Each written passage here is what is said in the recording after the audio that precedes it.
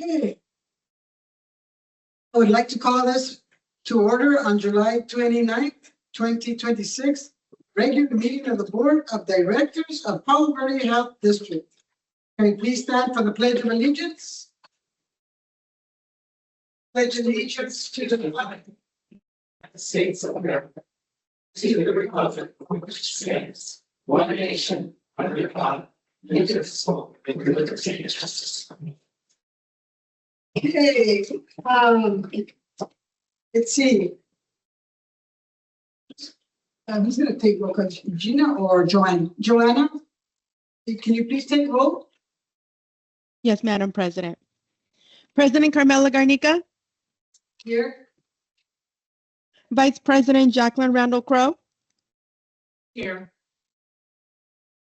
Director Trina Sarden is absent. Director Sandra Hudson, Present. thank you. Okay, Ms. Gonzalez, the time is now yours for your board update. Thank you, Madam President. There are no additions, no deletions, no corrections, and no notations. We do have one public comment card, and one agenda item has been pulled by D. Coates. That would be consent agenda item 6.2, requesting approval of clinical and administrative policies. And that concludes my report. Okay, do any of my colleagues have any item they would want to pull from the consent agenda for discussion? As a reminder, any consent items not pulled will be voted on in a block motion. All business agenda items will be voted on individually. I know. Okay, next item, public comment. Members of the public are encouraged to address the board of directors. Anyone who wishes to speak during public comment must submit a comment request card to the board clerk prior to the clerk of the board update. This is an opportunity for citizens to speak on items not listed on the agenda that are of public interest and within the subject matter jurisdiction of the district. For the record, please state your name. The board has a policy of limiting any speaker to not more than 3 minutes. No one may give their time to a speaker during the public comment. The chair requests that all present refrain from any action that might disrupt the orderly course of the meeting. Coarse, rude, crude, profane, or vulgar language or unsolicited comments from the audience which disrupts or disturbs the board meeting may result in exclusion from the meeting. The board cannot take action on items not listed on the agenda, and the board members will not enter into discussion with speakers, but may instead refer the matter to staff for report and recommendation at a future board of directors meeting. Okay, is there any comments? That's what I signed up for, was this public comment area. Yes. Okay. What I want to do is thank Riverside for coming down and doing what they've done to our hospital. And May 14th of this year, I had a heart attack. And thank God this hospital was here. I spent 11 days in the hospital, 5 of them in intensive care at Eisenhower. But I want to tell you, when I went in that emergency room, I was hit immediately by a nurse popping an IV in my arm. The doctor was hovering over me. He was telling me what was wrong with me. They had me hooked up to an EKG immediately. It seemed like I was in there only 5 minutes. I know it was longer, but it was that fast that I was on an airplane and heading to Eisenhower. Had I not gotten out so quickly, I wouldn't have made it, because I had what is called a widowmaker. And they couldn't believe I was still alive when I got there. I can't praise this hospital enough, and I can't make people understand enough how we need it. I mean, this is the 3rd time that I've been flown out of here that this place has saved my life. And I've been fighting all along for the hospital. I'm not fighting the board. I'm fighting for the hospital and the community. And I'm not the only one. 2 days later, my best friend was flown out. They thought she was having a heart attack. She had 3 blood clots in her lung. So this hospital we have to have. And I can't thank you enough for coming in, restructuring, showing the board what they need to do, and guiding them to go forward, because we can open this back up to a hospital. To give you an idea how much money you lost, my hospital bill was over $300,000, not counting the air flights. So if we could keep some of the patients here as inpatients, do you realize how good we would be financially? And that's what we need to put our next goal for, is to maybe get 10 rooms that we could set aside to keep inpatient in, even if it's just rehab. Medicare pays 100% for the first 90 days. That's money here. It's not sent out to Eisenhower or Kennedy or Phoenix or wherever. And that needs to be the goal of this board, is to get the money in here and keep it here for the people that's the hospital is supposed to be for. And thank you again for all you've done. Thank you. Madam President, may I make a correction to my Yes. board update? Thank you. And thank you, Ms. Coates, for clarifying. You submitted a public comment card and there is no agenda item pulled by the public. Okay, thank you. Thank you. So, any board comment? I actually have a board comment. I'd like to make it to the public. Public likes to show up here. I've been sitting here on and off for the last 13 years. They like to show up and raise holy king. Where are you when it's time to run for the board? It's your opportunity.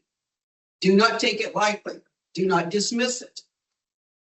Counting on someone else to carry your weight. If you believe in this and you want this hospital, do your part and participate in the process. I really hope you do. Thank you. Yes, I'd like to say thank you, Dee. Thank you so much. Glad you're here. So this is a wonderful, wonderful story. I just want to reiterate again, yes, this hospital is very important.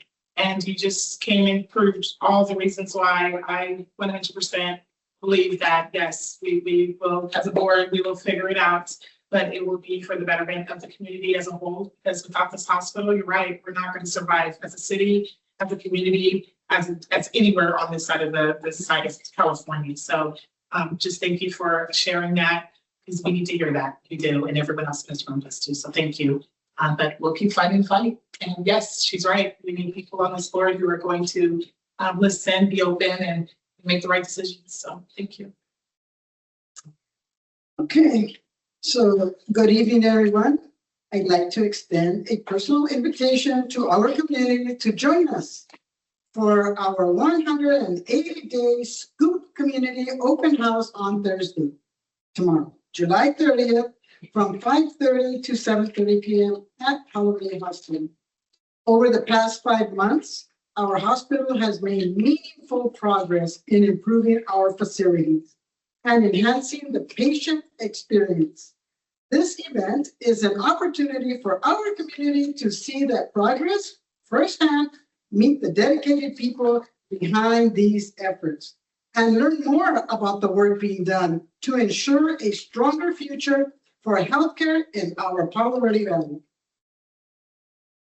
We encourage everyone to stop by, tour some of the improvements, visit with our hospital leadership and healthcare professionals, connect with our community partners, and enjoy complimentary ice cream in our newly renovated cafeteria, whether you stay for a few minutes or the entire evening. We'd love to have the opportunity to welcome you and answer your questions. Thank you for your continued support and trust in the Palo Verde Hospital.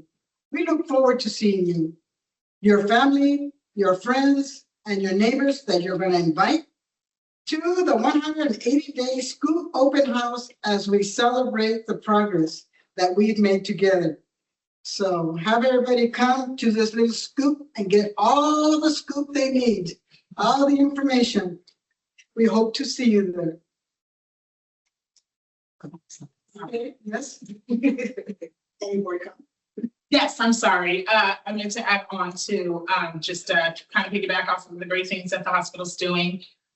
We are proud to partner with the Livestream Blood Bank to host a community blood drive on Wednesday, August 5th.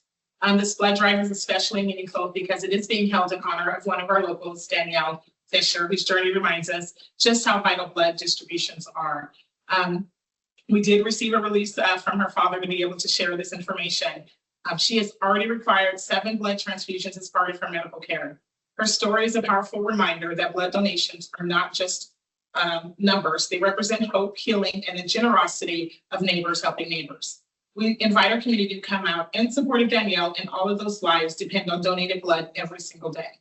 So that will be held at the hospital next Wednesday from 9 to 2 p.m. and it'll be in the conference room, which you guys can check out. It's kind of, there is registration and participation. Appointments are encouraged, but they will take walk-ins. And as an appreciation, you will receive a $10 Starbucks card that'll get you like but hey, you can share the love, get a couple of grandes too. So, but in closing, I would like to say together we can show what makes the Palo Verde Valley such a special community. Neighbors supporting neighbors when it matters the most. Come by, bring a friend, help us honor Miss Danielle while we're giving hope to patients who depend on life-saving blood donations every day. And when you come tomorrow, there'll be some other information that will be shared. So then you can take it for yourself and actually help and make sure we just share the word. It's she's young and hey, it is our future. Yeah, and she's tiny, she's a toddler. So yes, she is our future. So let's make sure we go out and support and share the love. Thank you. Thank you. Thank you. Yes. Okay, next item, we have approval of the agenda. Is there a motion to approve the agenda? I so moved. I'll second. So there is a motion. Can you call for the question? Vice President Randall Crowe, Yes. Director Hudson, Yes. President Garnica. Aye. Thank you. Next item. Okay, next item on the agenda. Item number 5, reports. So 5.1, overview of the Chapter 9 bankruptcy. I would now like to turn the time over to legal counsel. Yes, Wayne. Yes, so if you will recall, the MSA provided that you all in the public would receive some training on the bankruptcy chapter 9. And so I'm going to allow Tino to introduce our guest speaker. So Tino, can you hear me? And can you go ahead and proceed with the second slide? Yes. Good evening, everyone. Hopefully you can hear me. It's Tino Mang. We're bankruptcy counsel for the Palo Verde Healthcare District.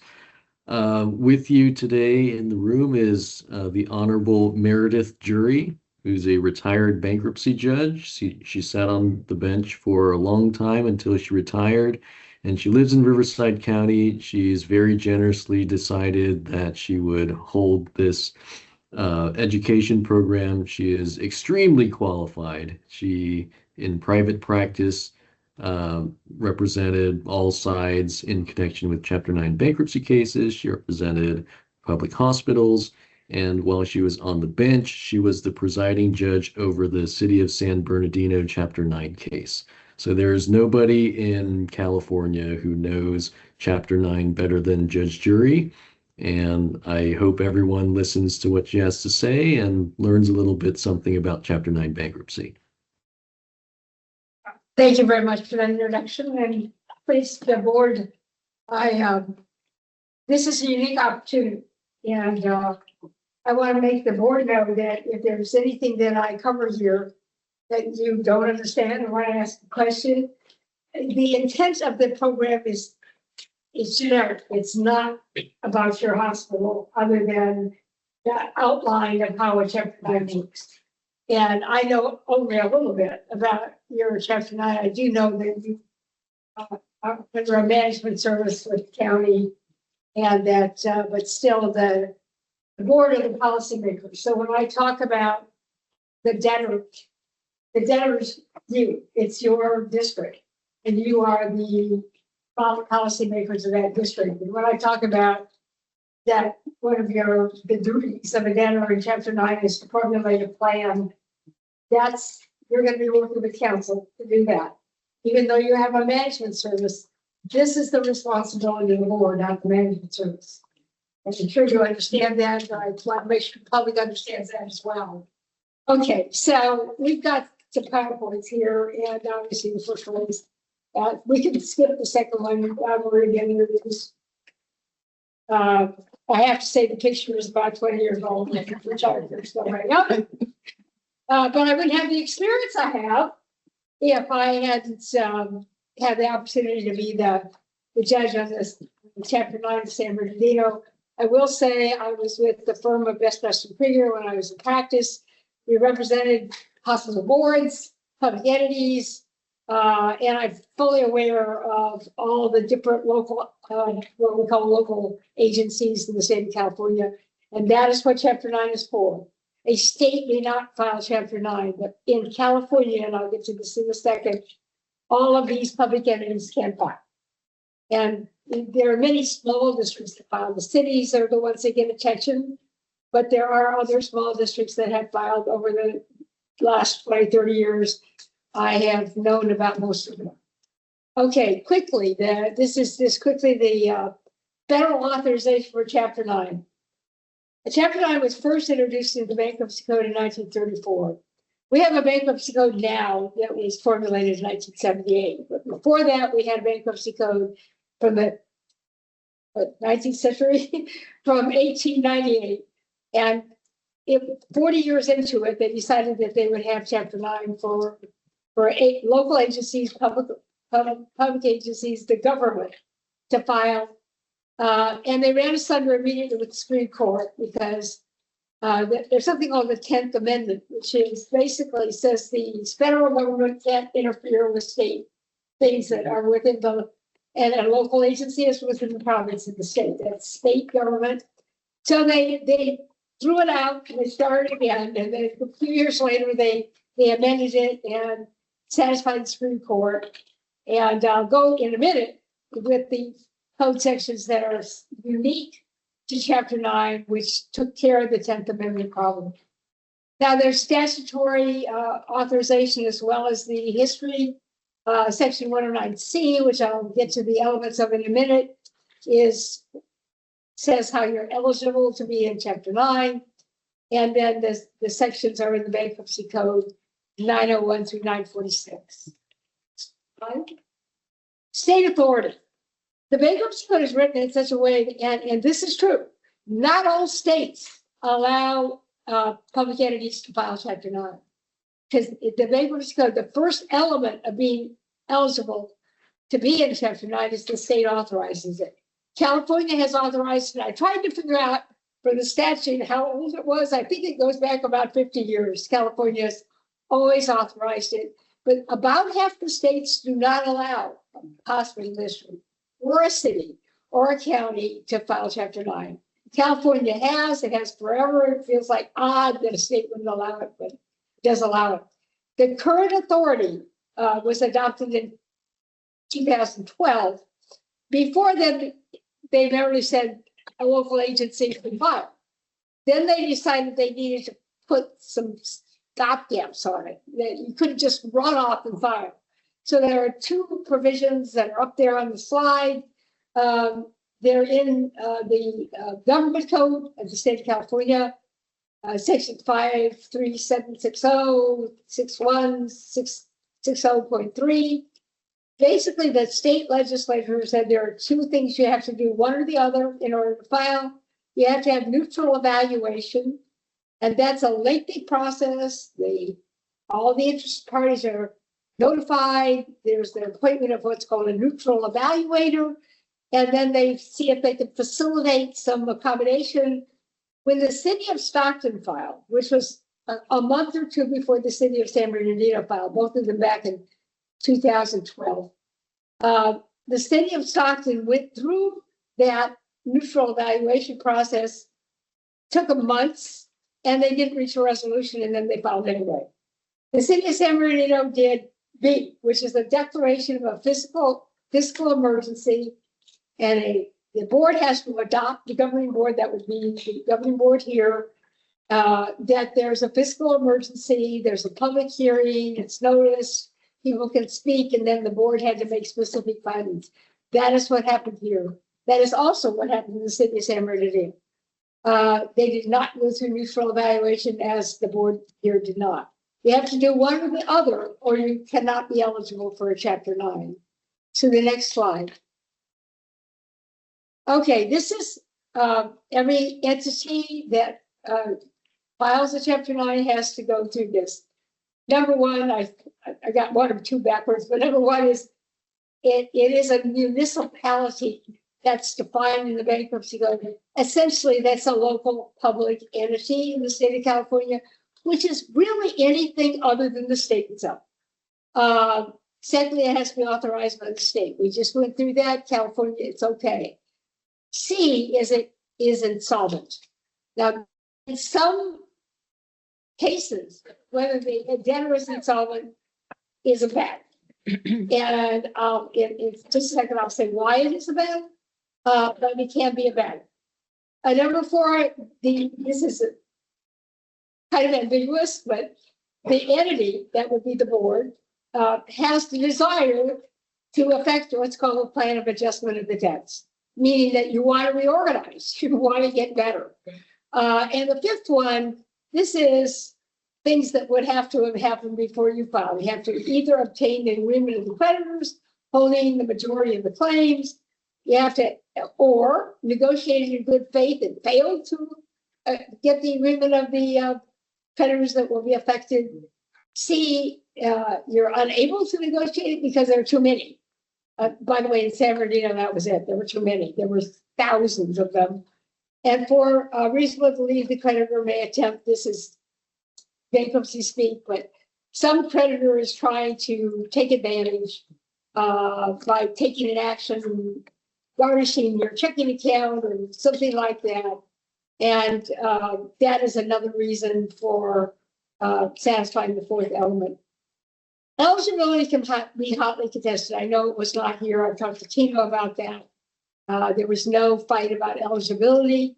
I think that's a good thing because it can take time, can be expensive, and usually the entity is going to be found to be eligible anyway.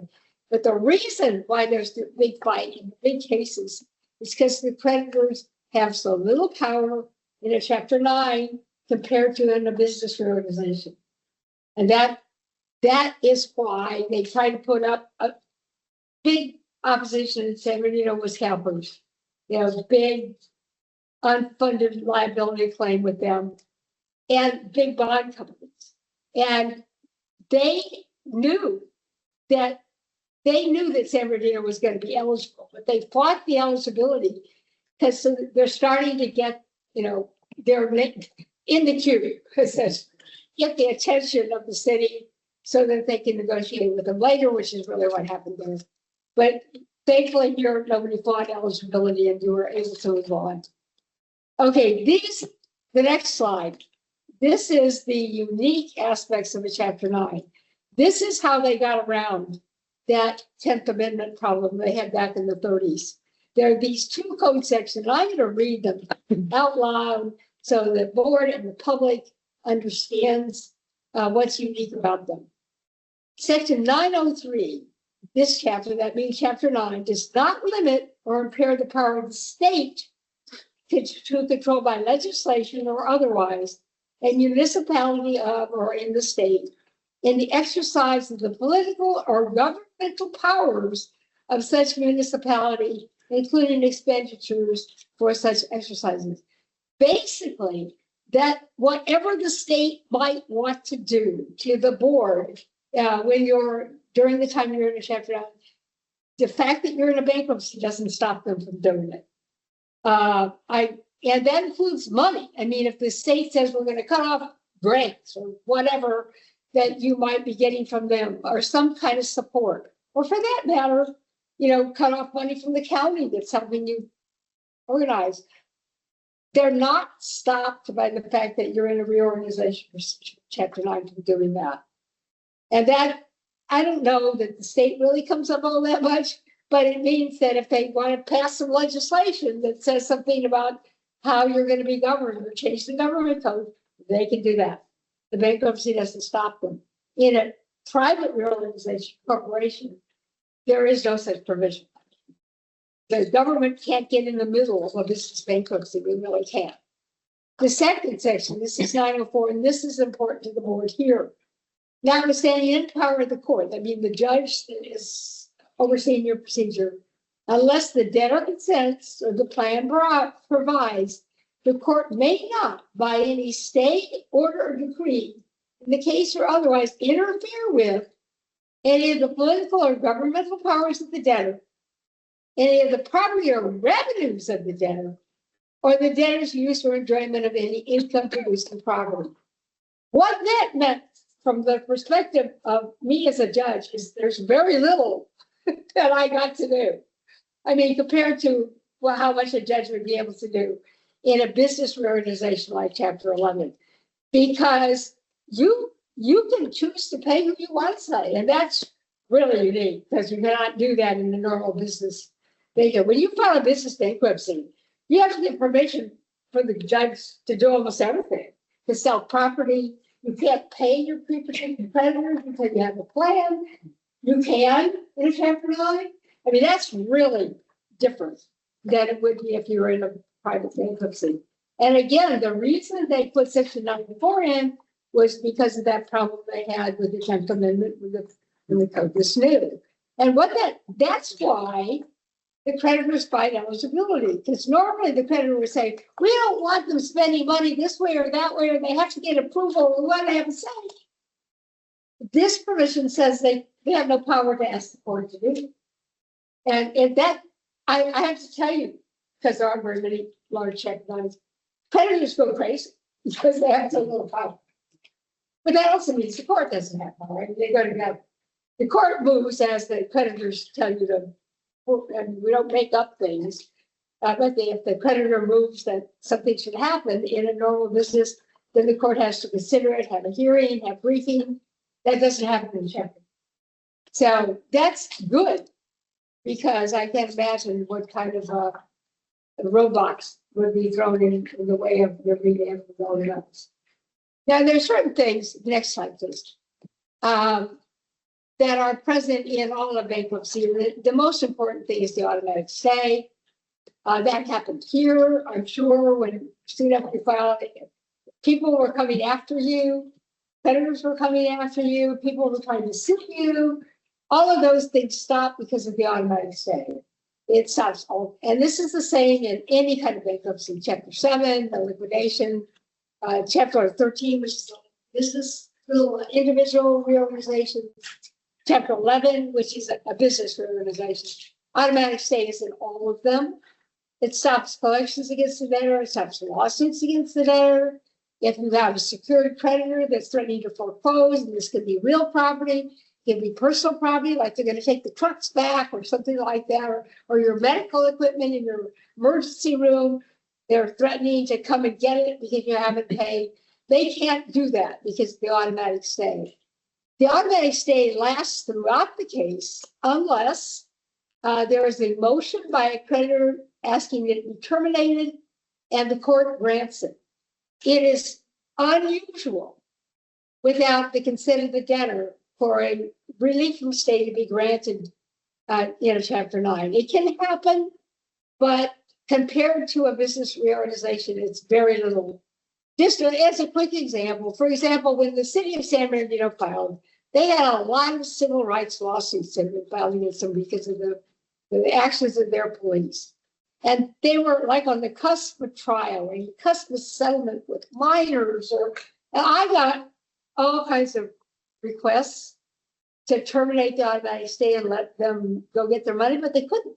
I couldn't do that because they couldn't be treated better than everybody else. And there were like 90 cases. So I had to say no to all of them, and that is not uncommon. I don't know whether anybody was suing you. I don't know whether anybody was foreclosing against you. But if they were, it is unlikely the court's going to let the stay and say, go ahead.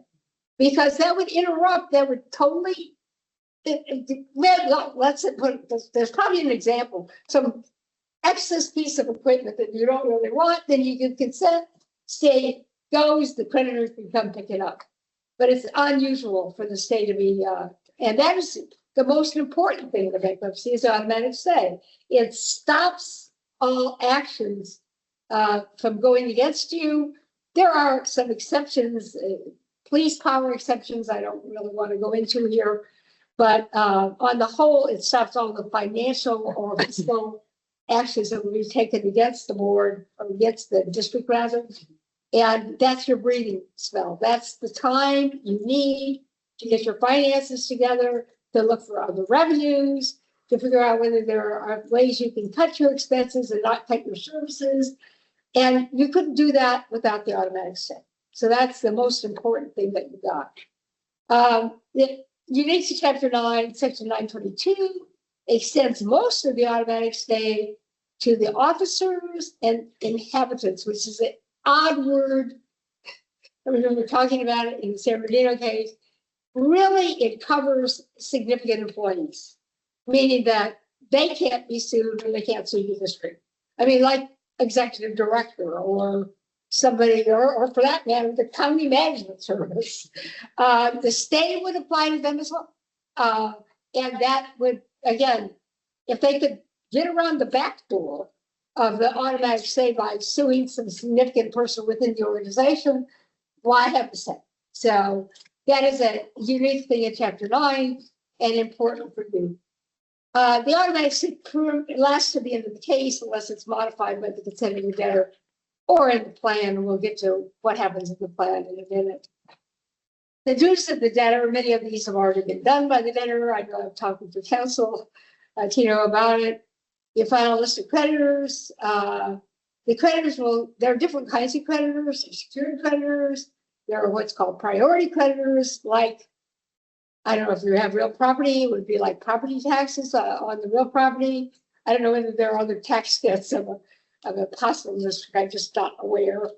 And unsecured creditors. So you should have, if you have bonds or various kinds of assessments, those are usually secured creditors. They might be secured in your revenue. They might be secured on your property. And unsecured creditors, which is everybody else. That would be all of the general trade debt you might owe. If you owe employees, they would fall under unsecured creditors. If you have other lawsuits, they would generally be in the unsecured class because they would be unliquidated. It is allowed for certain groups of creditors to have what's called a committee. Often the unsecured creditors have a committee that is appointed as a kind of a watchdog, kind of the United States trustee, which is provided for in the statutes. They have numerous powers. One of their powers is if they send out a solicitation, like to the unsecured creditors, and say, do you want to be on a committee? And if enough of them say yes, and it doesn't take 3 or 4, then they appoint a committee and then they are a spokes group for that class of creditors, like all of the unsecured creditors. I don't know that there would be any other kind of committee that could be appointed in the case like a hospital issue. The committees may have employed professionals at the court has to prove that they will be employed and they are paid as priority expense. I will say, however, this is a really weird thing. The court has nothing to do with what they get paid. I mean, judges in bankruptcy usually approve professional payment. They do not in the Chapter 9. Court says, okay, you can have counsel, but court doesn't approve what counsel gets paid. That's again because not interfering with the financial choices of the debtor. The debtor's financial records, when you file, if you had any privacy on your financial records, you don't anymore. And that isn't just a Chapter 9 entity. That would be a business. That would be an individual. Pretty much you turn over your records. Sometimes the creditors really want to see them. Again, they have a right to. There really shouldn't be fights over what they get to see. sometimes there are fights about whether or not they've been finished accurately, but they get to see those financial records, and so they know where they stand. Now, during the bankruptcy, the debtor, again, you have the right to do all this without court approval. You can liquidate assets as appropriate. You can pursue claims. I mean, if somebody owes you money, you can go collect it. You can also say things like preferential transfers. That's if somebody got paid money right before the bankruptcy, you can have a right to get that back under the bankruptcy code. And if there are any fraudulent transfers that somebody took advantage of the district and got something without paying for it, that would be a fraudulent transfer. The debtor can pursue all of those things. And then the final thing that a debtor has is really the obligation to propose and seek the confirmation of a plan of investment. I don't want to spend too long on this, but the players that I've talked about them pretty much already. There's the debtor, that includes counsel for the debtor, or any kind of consultant, financial advisor. Again, the debtor gets to employ them. The court can't say no, and the court doesn't get involved in how they get paid. Secured creditors, as we talked about, and then these committees I've talked about. Even when there's a committee appointed, like for the unsecured creditors, an individual, like priority creditor, like a tax entity, like Riverside County, if there was property tax that was owed, they have a voice. An individual unsecured creditor, even if there's a committee, has standing to stand before the court or to address the debtor directly. They don't have a lot of power, but that doesn't cut them off from being able to speak in a public meeting. For example, again, going back to San Bernardino, they did have some people that had been injured badly in the police actions. And even though there was a committee for the unsecured creditors, and they fall into that class, their counsel addressed me a lot during plan confirmation as representing their individuals. And they have a right to do that. An individual or without counsel can stand up and address the court on something like a plan. The final thing is the United States trustee has not very much power in the Chapter 9 compared to other matters because of the right of 903 and 904. And a case trustee, somebody that would take over the decisions that the board would make, cannot be appointed in a Chapter 9. And that in like a Chapter 11, a case trustee can be appointed. If the business isn't doing well, a motion by the creditors or even by the court on their own motion can say, I'm going to take power away from you, debtor, and I'm going to give it to this trustee. That cannot happen in Chapter 9. All right, another important thing that happens is your creditors file proofs of claim. Usually a bar date is set, usually at the request bar meeting. The deadline date, it's the bar date. Usually the debtor would request the court to set a date and then the court would send out notice. A proof of claim is the prima facie evidence of what that creditor thinks is owed to it by the debtor. Now here would be some, let's say it's a trade creditor, they file a proof of claim, that's what they think the district owes them. And they have to provide evidence of why they say that, their legal reason, and any documents that pertain to it. The debtor then may object to the claims if it disputes the amount, if any, and why the claim should be not allowed at all. The bankruptcy code is written in such a way that a claim is allowed unless it's objected to. Sometimes the claim objection is left until after the plan is confirmed. I have no idea what kind of claims the hospital might have against it. But the right to object, it either can be cut off by the plan or it can extend beyond the confirmation of the plan. That is pretty much up to the board to make that decision. The court can't say one way or another. They can, however, provide the notices, whichever way the debtor has decided it will be done. In most Chapter 9s, especially the smaller ones, all the claims are kind of resolved before the plan is confirmed. But it isn't necessary. It can happen later. Now, the plan of adjustment, this is the most important thing, and I think I have about 5 minutes here. The plan of adjustment is your template for how you're going to reorganize. this is the thing the public's interested in, you're interested in. This is how do we keep this hospital alive long-term?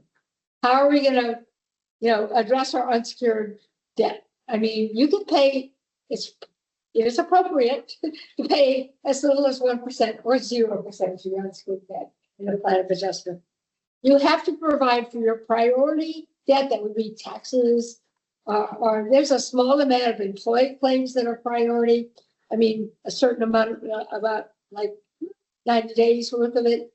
There are a couple other things that might be priority.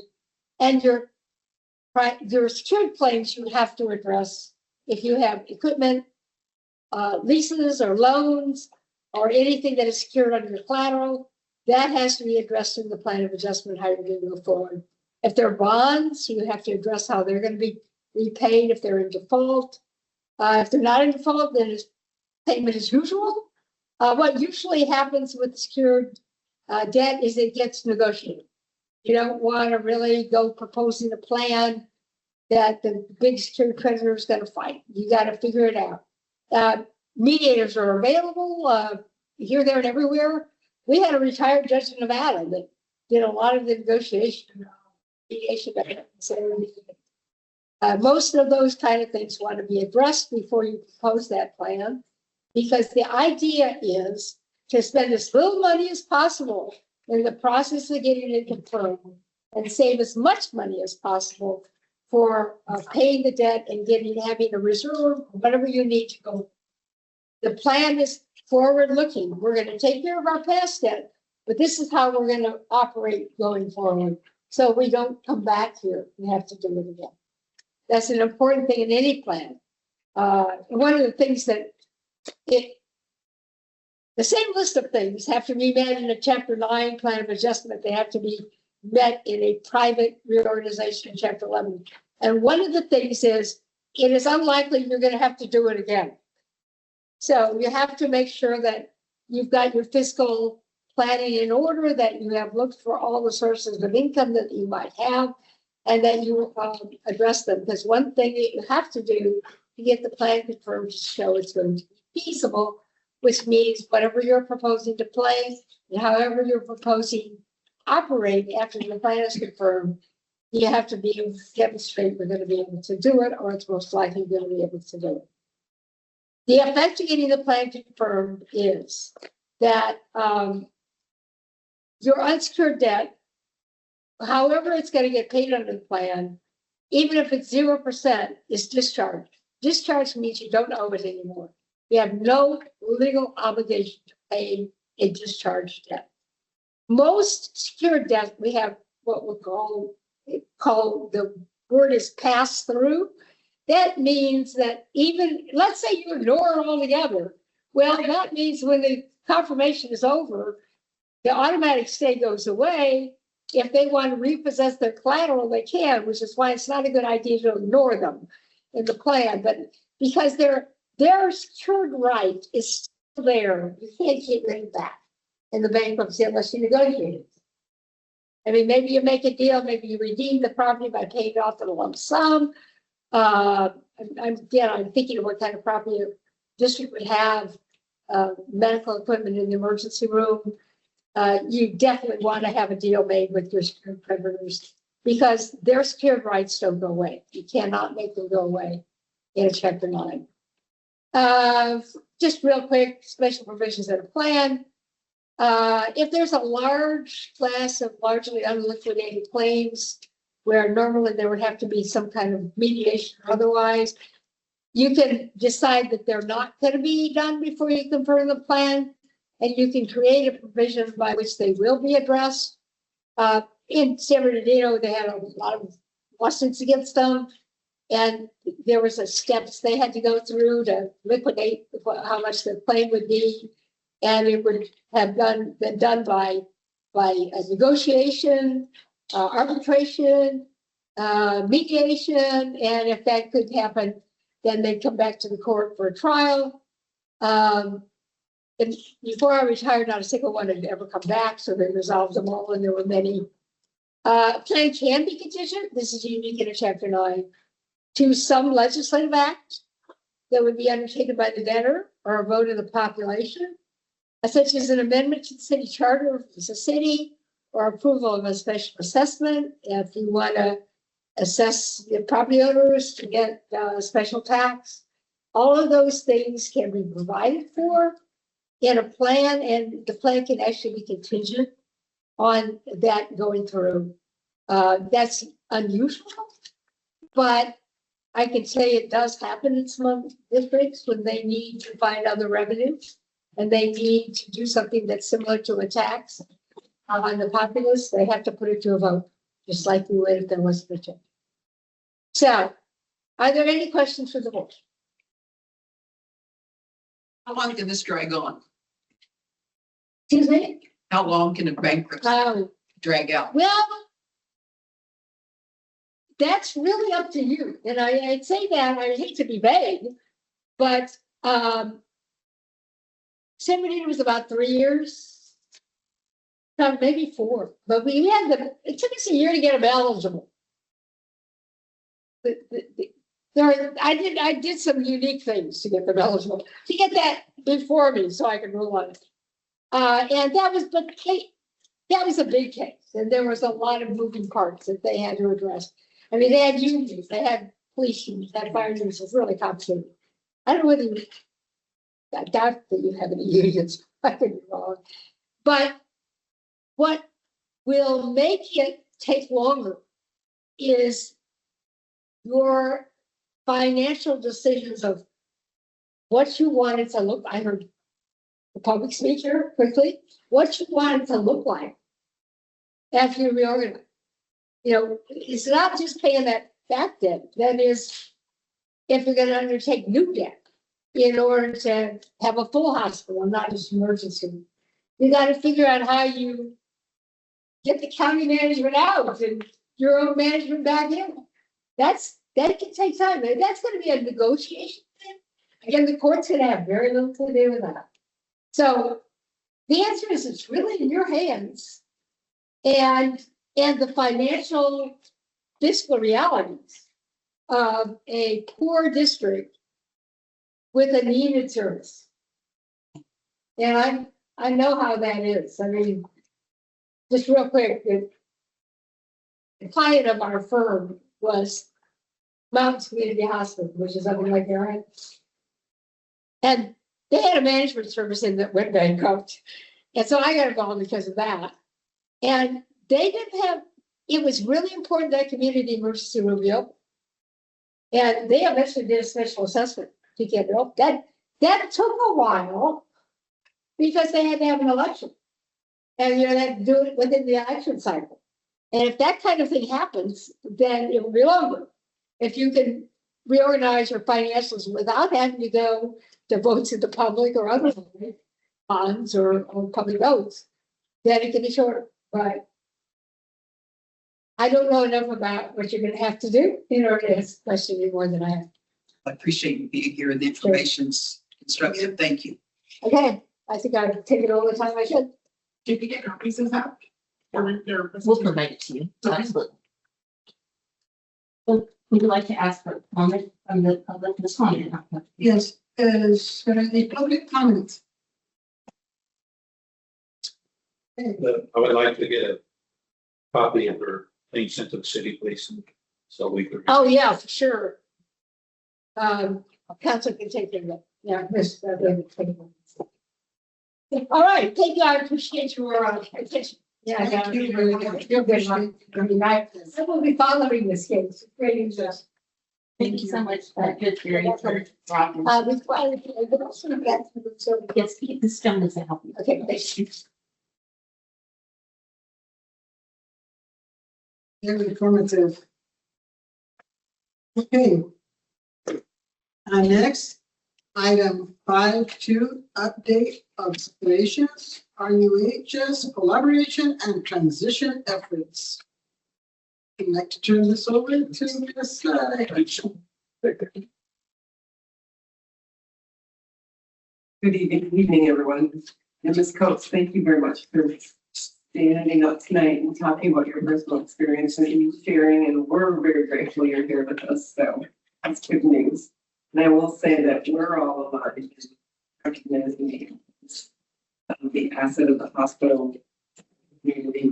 I work here, so. I'm going to be brief today. I know that the entire community is very interested in what's going to happen because the 180 days is coming to an end. And I want to provide some information to help shape future decisions. It's evident that maintaining district hospital status is crucial. As the funding structure plays an important and essential role in securing long-term stability, as Jen talked about earlier. Second, it's clear that the hospital must be part of a larger network to thrive and sustain progress. I think we've all witnessed the leverage that RUHS can bring in to help support the hospital. It's very important. Third, returning to the previous operational model does not appear to be a viable solution for long-term success, as the challenges we face require fresh approaches. And I think we heard that pretty clearly tonight as well. Finally, in light of these considerations, it's very apparent that we need additional time, making the extension of the management service agreement necessary to follow a more thoughtful planning recommendations. Based on this and our prior board meetings, we believe it is time to issue a request for proposal, RFP. In November of 2025, the board approved issuing an RFP, although an RFP for a management company at this time is not required since RUHS is here as your current management entity. It is important that we initiate one to assess whether there's a credible buyer interested in purchasing the hospital. With this in mind, we plan to release the RFP in August. If the RFP attracts credible interest, we will bring those proposals to the district board. You all will hear it. Or then. Thank you all for your commitment to Palo Verde Hospital. Our shared goal, as I said just a little bit ago, is lasting success. And your support is essential as we tackle these challenges ahead and meet community needs. Thank you very much. I have a cough drop. I have some too.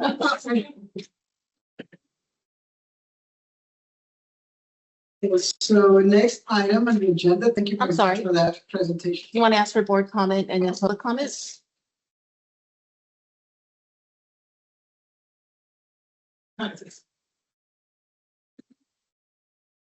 Well, first of all, I hope that you feel better. Feel fine. I'm glad you're doing this. And second of all, I realize you can't stay forever, even though I wish you could. So hopefully there's someone out there who has foresight and has planned and is interested.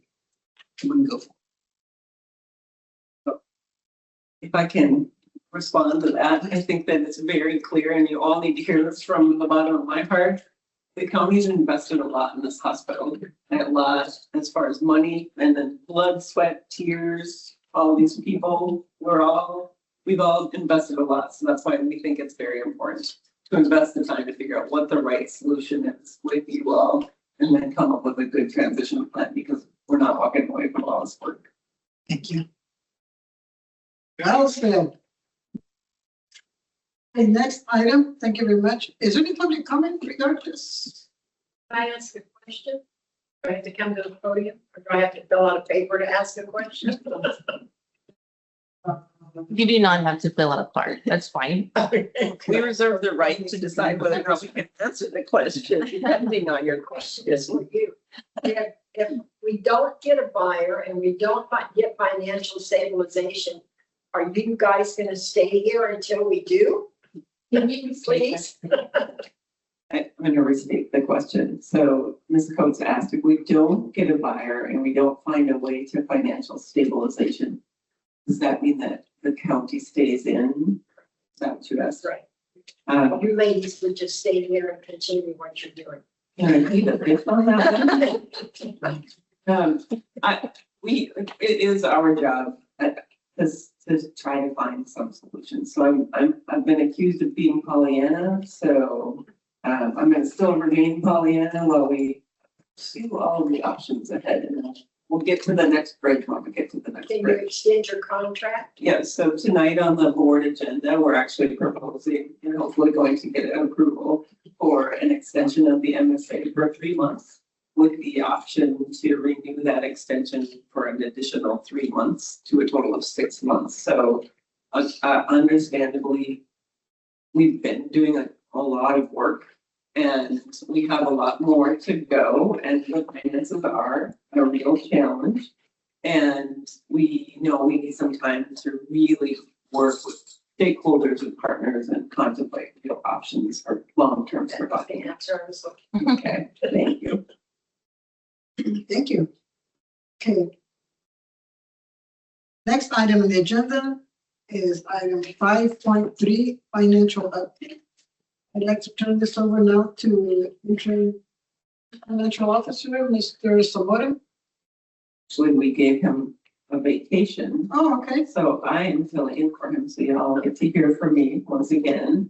So my apologies to all of you that you get to hear from me instead of him, because he does a much better job at this, but he wrote his report, so I'll just read his report for all of you. What you see on the screen, which looks like a visual acuity test for all of us in the room. Billy, we will send it to the city for you. Okay. What you see on the screen is really our preliminary June 2026 income statement results for the fiscal year. Total revenues for the month of June were 1.4 million. Total revenues for year to date are 19 million, which is comprised of 11.6 million of patient revenue and 7.5 million of supplemental revenue. The total revenue actually came in slightly above our projection for year end at 18.8 million. The total expenditures for the month of June were 2.1 million. Total expenditures for year to date are 20.7 million, which was in line with our projections. Overall, this leaves our net financial position of negative $710,000 for the month of June and negative 1.6 million for year to date ending in June. The loss year to date for June is slightly below the projected end of year loss of 1.7 million. As stated in the opening, these results are preliminary as it is very early after the end of year fiscal year. However, in the spirit of increased transparency, we thought it would be important that we share this with the board and the public to stay up to date on the latest information available. We will continue to work on our closing year-end financials, finalizing figures, and preparing for all audit and financial statements, and keep you updated as we progress. I think I'll add to this point because Michael's sitting to my right, and he's always giving us the updates on our current cash position. So our cash position at the end of June was $8.9 million, way up, up from the end of May balance of 6.7 million due to the receipt of the 3 million AB 108 grant from the state, but down due to the June burn rate. So that is our financial report. Okay, so is there any board comment? Is there any public comment?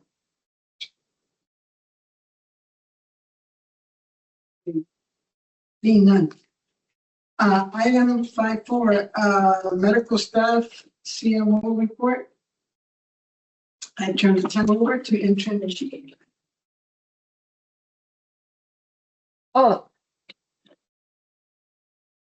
Hi. All right. Good evening, board, president, members of the community. I'm pleased to announce that the medical staff continues to thrive.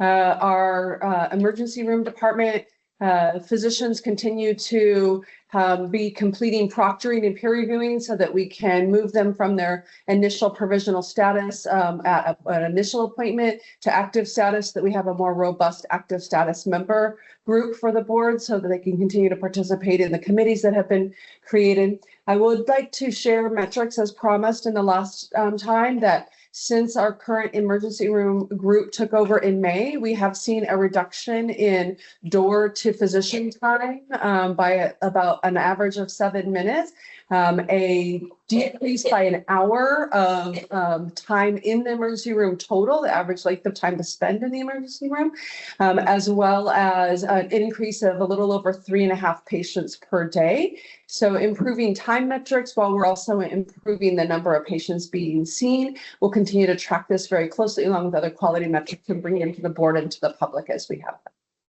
Any questions for the board or the public?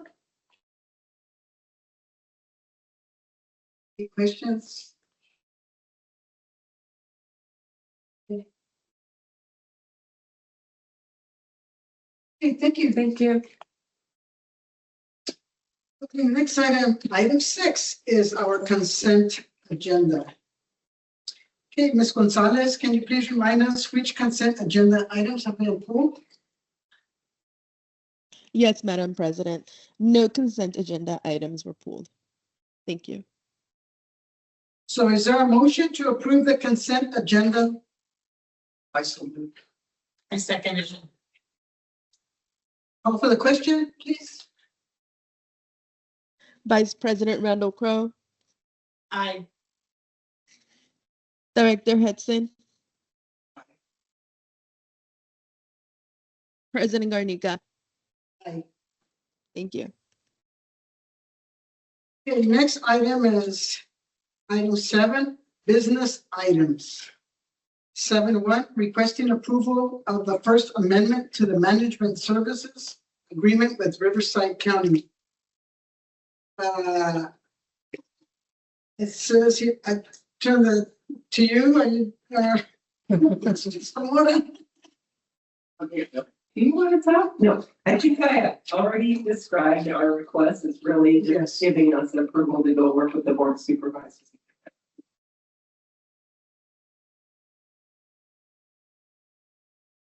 Okay, next item on the agenda is.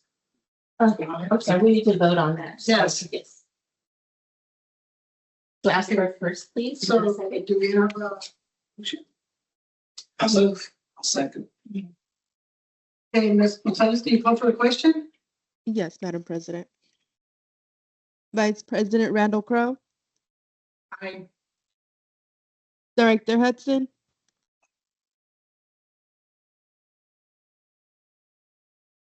I'm sorry, I didn't hear. Director Hudson?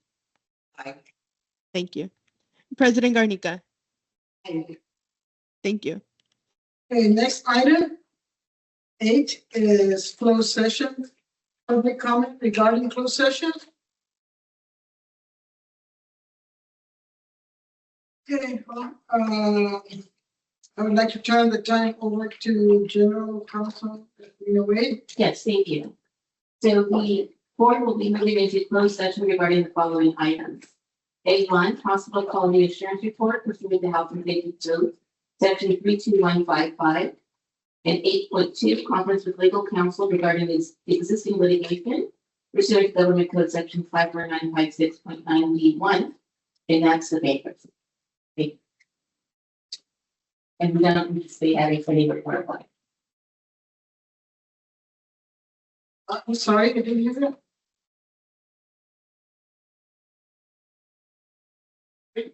We did not anticipate any report action. Oh, yes. Yes, okay, so, then we can adjourn. Okay, we will now return from closed session. Ms. Wade, can you read us out of closed session? Absolutely. With respect to item 8.1, no reportable action. With respect to item 8.2, bankruptcy, no reportable action. Thank you. Meeting is now adjourned.